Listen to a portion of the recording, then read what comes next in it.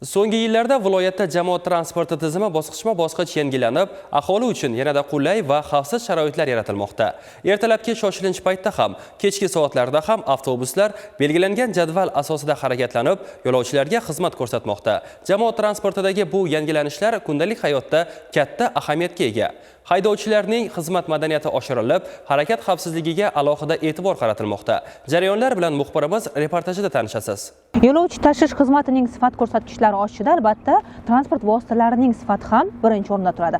Oldinlari aynan Urganch shahrida mana shunday zamonaviy avtobuslar soni sanoqligina bo'lgan bo'lsa, bugungi kunga kelib 50% zamonaviy avtobuslar bilan ta'minlangan. E'tiborli tomoni mana joriy yil yakuniga qadar yana 100% ga mana shu raqamlarga yetkazish maqsad qilingan. Bugungi kunda viloyatda jami 265 ta yo'nalishlarda 2694 ta jamoat transporti vositalari hamda 15 mingga yaqin o'zini band qilgan yo'nalish taksilar faoliyat yuritib kelmoqda. Mazkur avtobuslar Urganch shahridagi 6 ta yo'nalishlarda brutto shartnomasi asosida faoliyat yuritib kelmoqda. Natijada mobil aholining jamoat transportidan foydalanish darajasi 26% dan 38% gacha yetkazildi. Jamoat transportlarining oraliq interval harakatlari 10-22 daqiqadan 5-12 daqiqagacha tushirildi.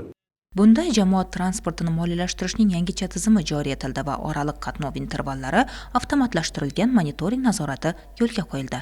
Shuningdek, ichki turizmni rivojlantirish doirasida Urganch-Xiva yo'nalishiga yana 10 ta zamonaviy trolleybuslar xarid qilinadi.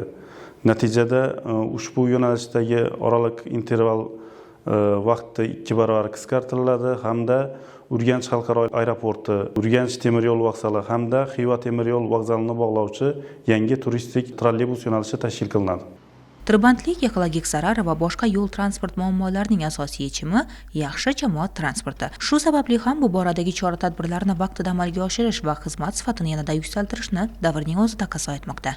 Qulaylik taraflari bularning har birisini o'zida zamonaviy kameralar bilan jihozlangan. Bundan kamera orqali nobud turganini kuzatib bilamiz. Avtobuslarimiz ko'proq nogironligi bo'lgan shaxslar uchun pandus bilan jihozlangan. Haydovchi tushadidan nogironligi bo'lgan shaxsga pandusni ochib berib xizmat ko'rsatadi. Afzallik tomonlari bepul Wi-Fi bilan jihozlangan.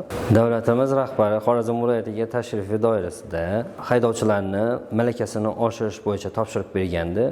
Bizlar ularni malakasini oshirdik, o'qitdik va bugungi kunda xalqimizga haydovchilarimiz sifatli xizmat ko'rsatmoqda.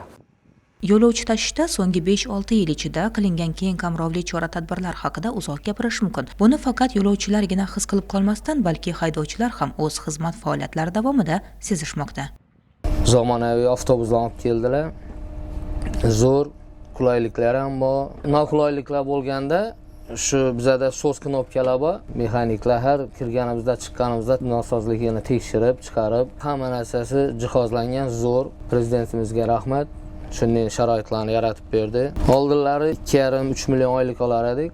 Hozir 10 million, 11 million oylik olamiz. Yaxshi, oylik maoshlari ham. Bir kun ishlaymiz, bir kun dam olamiz. Urganch shahrida jamoat transportida avtomatlashtirilgan elektron to'lov tizimi va diversifikatsiyalashgan tariflar amaliyotlari tatbiq etildi. Har tomonlama yaratilayotgan qulayliklar yo'lovchilarga ham manzur bo'lmoqda.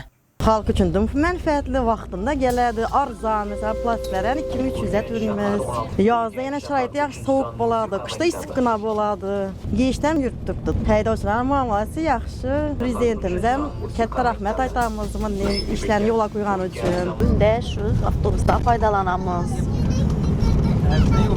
Borganimizdan, kelganimizda biz qulayliklarni yaxshi kartalarda to'lab tushib ketaveramiz. Yengil mashinalardan foydalangandan nima ajoyib avtobuslar. Bundan tashqari 2024-2025 yillar davomida 70 ta yangi mikroavtobuslar xarid qilinib, 100 dan ortiq ish o'rinlari yaratildi. Shuningdek, Xiva shahrida yangidan avtostansiya tashkil qilindi. 40 ta avtobus oraliq bekatlari qurildi. Avtobuslar uchun alohida yo'laklar uzunligi 8,5 kilometrga yetkazildi.